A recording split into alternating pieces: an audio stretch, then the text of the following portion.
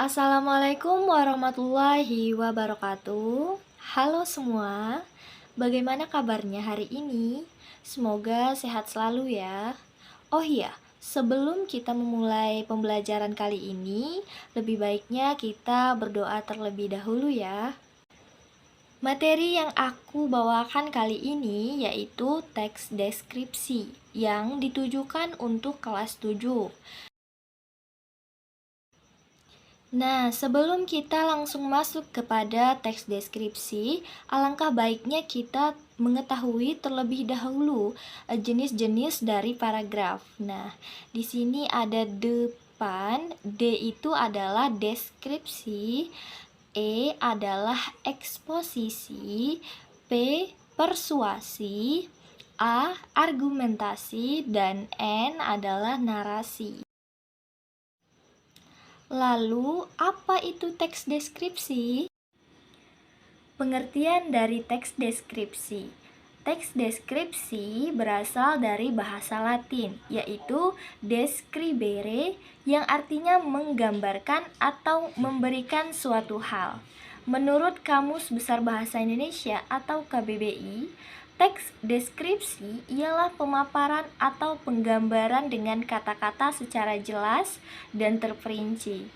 Teks deskripsi ini menjelaskan mengenai suatu gagasan, tempat, hewan, tumbuhan, dan benda. Nah, teks deskripsi ini memiliki tujuan untuk menggambarkan suatu objek ke dalam tulisan, sehingga pembaca seolah-olah melihat, mendengar, merasakan, atau mengalami objek dan peristiwa yang digambarkan atau dideskripsikan si penulis. Teks deskripsi juga memiliki ciri-ciri. Yang pertama, menjabarkan atau menggambarkan suatu objek, tempat, atau suasana. Yang kedua, melibatkan panca indera, seperti penglihatan, pendengaran, penciuman, pengecapan, peraba. Ketiga, pembaca seolah-olah melihat atau merasakan langsung apa yang sedang dibahas di dalam teks.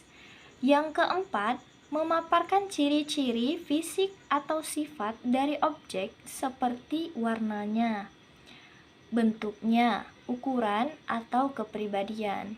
Yang kelima, lebih banyak menggunakan kata sifat. Nah, teks deskripsi juga memiliki jenis-jenis. Yang pertama, teks deskripsi objektif. Yang kedua, teks deskripsi subjektif. Yang ketiga adalah teks deskripsi spasial. Teks deskripsi objektif. Teks deskripsi objektif merupakan teks yang berisi gambaran sesuatu secara objektif atau apa adanya. Penulis tidak lagi menambahkan opini atau pendapat pribadi untuk melengkapi paragraf ini. Nah, contohnya ada di sampingnya. Kedua, teks deskripsi subjektif. Nah, merupakan kebalikan dari teks deskripsi objektif yang tadi. Teks deskripsi subjektif ini justru mengharuskan penulis untuk menggambarkan keadaan sesuai dengan apa yang dilihat dan dirasakan penulis. Dengan kata lain, penulis sangat boleh untuk menulis pendapat atau opini pribadinya dalam menjelaskan sesuatu.